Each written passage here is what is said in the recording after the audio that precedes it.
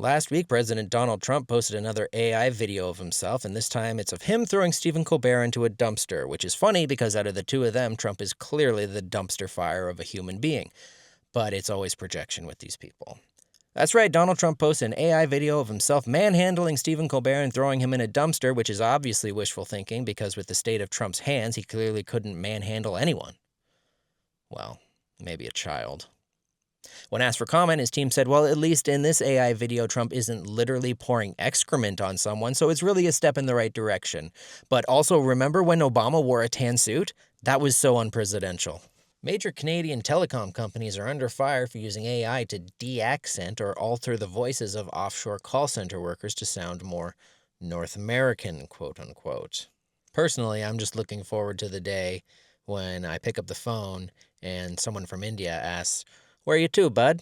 Cape Breton fiddling legend Ashley McIsaac is suing Google for defamation after an AI-generated summary identified him as a sex offender.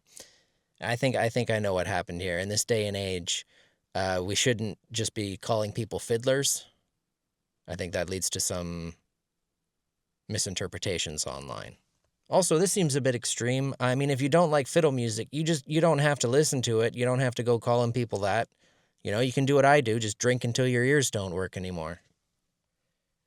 And at the end of the day, I mean, at least it's not bagpipes. Whereas in the U.S., they're trying to outlaw anything beneficial to the worker, and pretty soon it'll be illegal to just be. McDonald's executives stated this week that pressures are straining their customers, leading to a dip in sales as people realize they can no longer afford a $14 value meal. Pressures? Pressures? Would you like to elaborate on these pressures?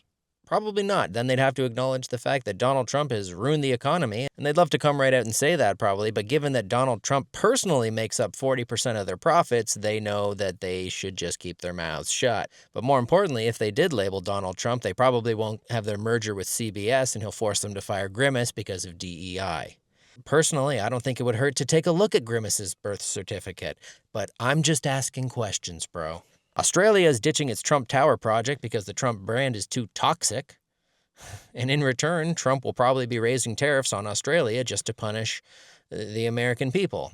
That's right, Australia is ditching its Trump Tower project, but it's not for the reason you think. They found out it was an Eric project, and they were like, yeah, no thank you, hard pass.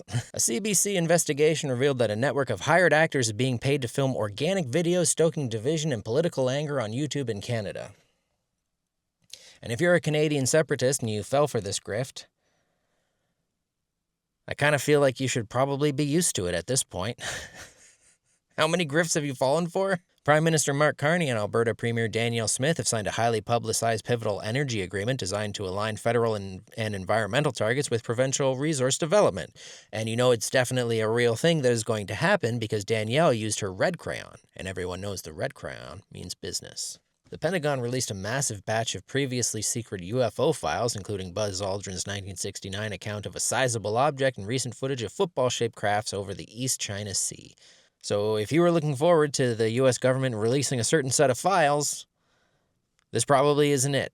Canada's top doctor has issued an urgent warning for citizens to stay away from rodents following a hantavirus outbreak on a cruise ship.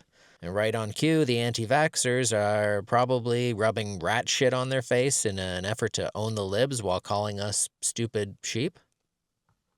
Great.